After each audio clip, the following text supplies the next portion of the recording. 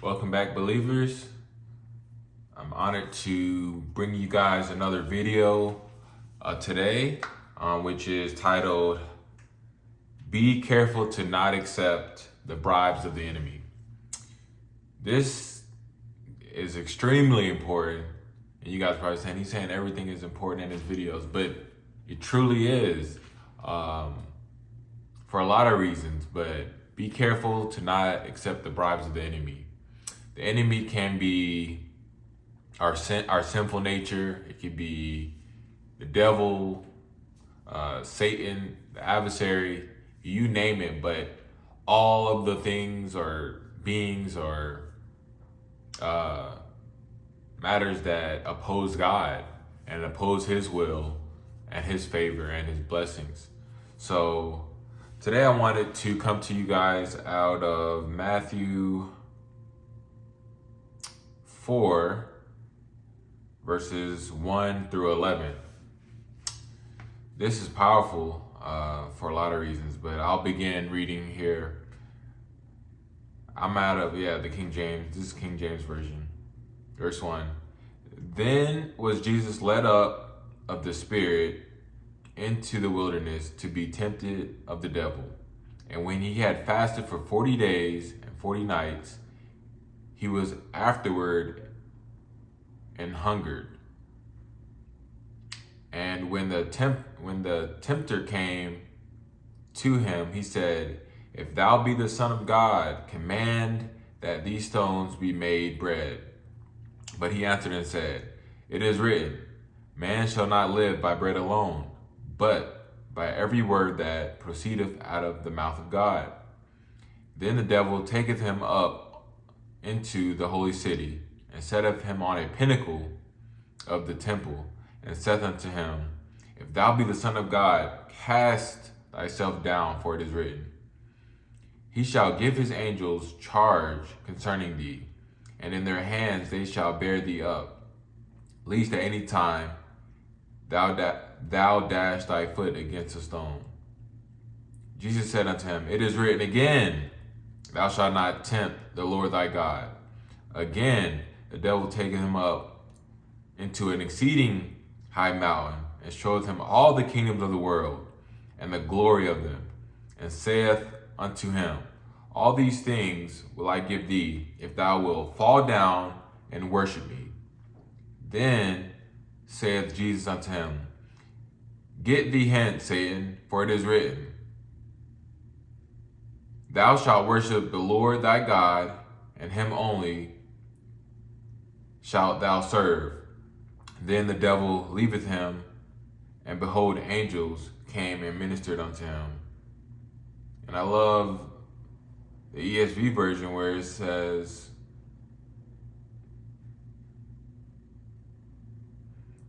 in verse 10, that Jesus said to him, Be gone, Satan, for it is written, You shall worship the Lord your God, and him only shall you serve. So this was just phenomenal for a lot of reasons, because it showed the devil's hand and his silly tactics, right? Because if he tried to exercise his silly tactics on Jesus Christ, our Savior, why aren't we we are no different?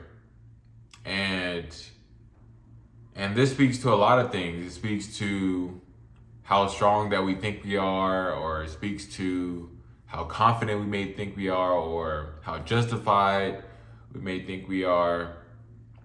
But if Jesus, the highest of the highest, if devil can try to tempt Jesus, and it was a lot of things that stick out, because Jesus is coming off of a 40 days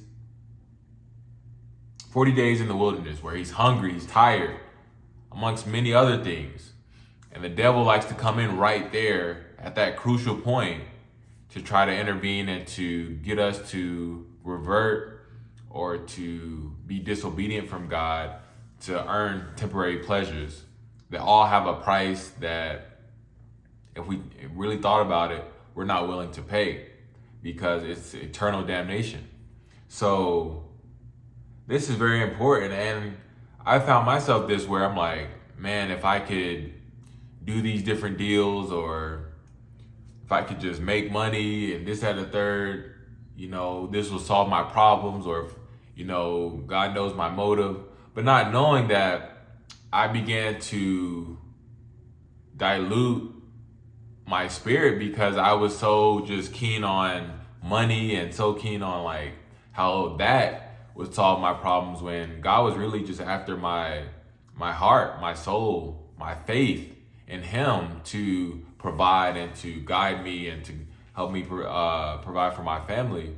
And I had to like bump my head. I had to go through experiences to learn that even if we may justify sin or justify different means to accomplish or to provide for our family, if it's not God's will, or if it's causing you to get outside of alignment, and this can be subtle. It doesn't mean it could have to be something where like you're doing something like selling drugs or prostitution or all these things that are still bad, but it doesn't have to be that extreme. It could just be just partnering with the wrong people that are connected to the wrong things, that have wrong motives, that don't have ethical values or morals that align with God. I used to think, I was like, man, I'm not gonna judge people. I'm trying to do business with them. I'm not trying to like, minister or whatever the case is. And that was very convicting, because God doesn't want us partnering with the devil. He doesn't want us partnering with the enemy or folks that oppose God, because that's a slap in the face. And yeah, it's just, I could find God looking at it disrespectful. So it takes just trial and error. And I'm beyond thankful that God has spared me and allowed me to have awareness or revelation of those times in my life where I was trying to just seek it for my own will, thinking that was going to glorify God. But it just caused just havoc in my home. It caused depression, and just caused just a misalignment, with who God created me to be. So I just wanted to encourage you guys that, and just know that no matter how hard it may seem or feel, or whatever your circumstance is, the devil wants to exploit that. He wants to leverage that so that you can turn away from God and curse God and join his side, which is just significantly inferior, because the devil, the only thing he can do now is try to influence others to go to hell or damnation with him at the end of the day. He has really no power to really exercise anything that is of significance, of great value. So his whole ploy is to go after the people that he doesn't have, and to continue to deceive, mislead, destroy, steal, lie, and all those things, to try to influence God's people, God's chosen, the believers, to give in. And I just love how this story too, it was like, he not only was just coming to Jesus with these asinine claims, but he was also persistent, and he was persistent with his approach to try to lure Jesus in, to try to tempt Jesus on numerous occasions in this matter, and taking him to like the highest of highest mountains to see, showing him all these kingdoms. And this is just crazy, because the devil he's just ignorant and a fool, a fool amongst fools, and Jesus just did not give in, and he just told him, get behind me, Satan. Like, get out of my face. I'm going to yield and obey God over these temporary treasures or pleasures or things that you can give me temporarily. But not knowing was like Jesus already had access and even more glory than the devil himself. So he was looking at it as like, you're basically not offering me anything. Like, what is this? This is like nothing. So, and there's a worldly example of how I know many of you are familiar with like Kanye West, right? Who's been a controversial figure for a lot of reasons, but he made this song about, he said he sold his soul for a Happy Meal.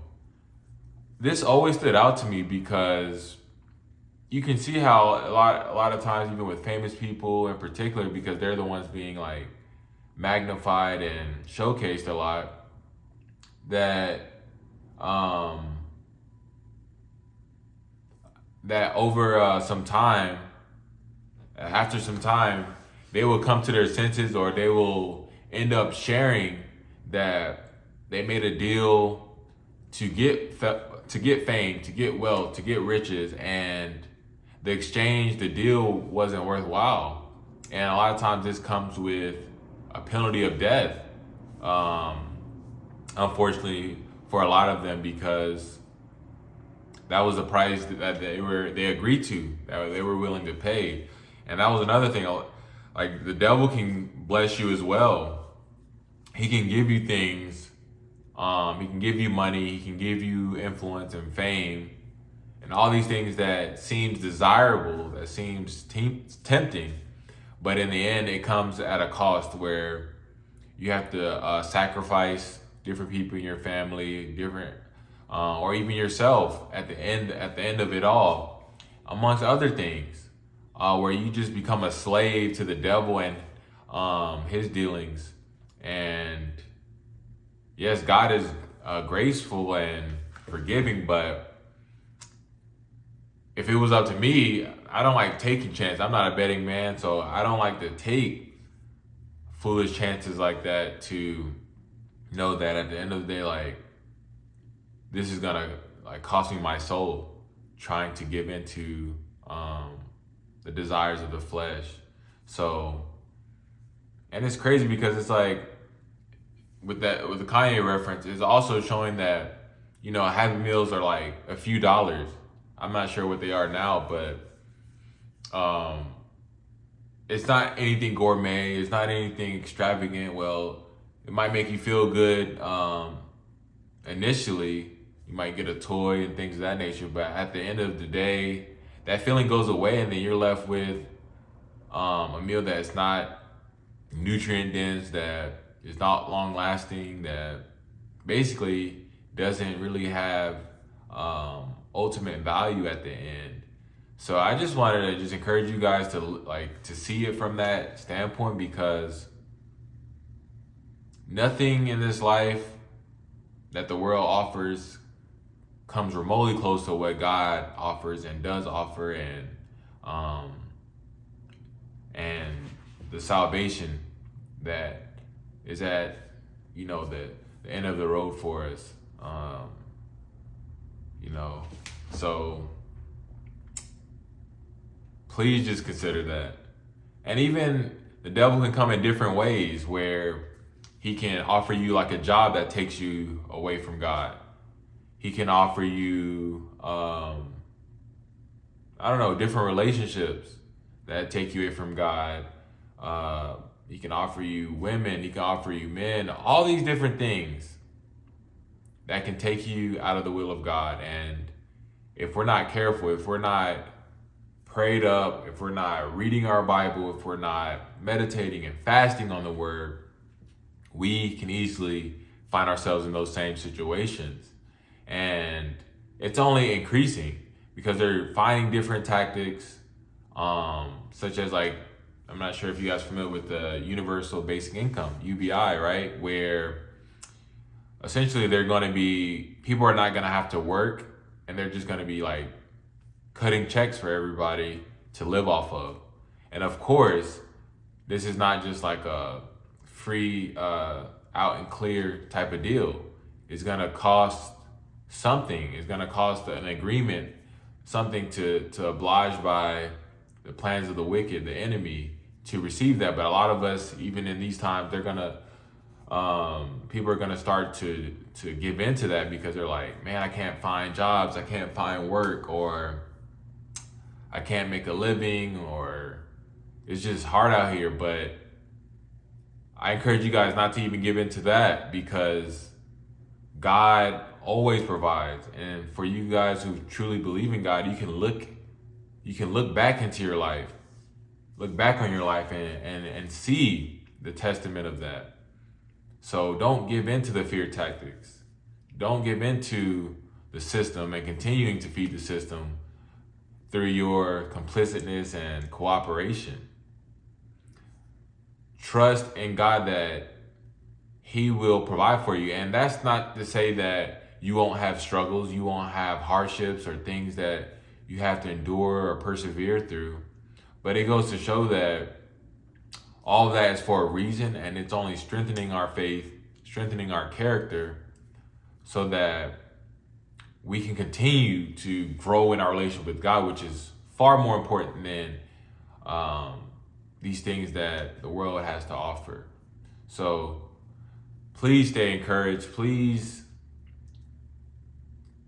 use that as food for thought as you are on your journey, because yes, the flesh is tempting.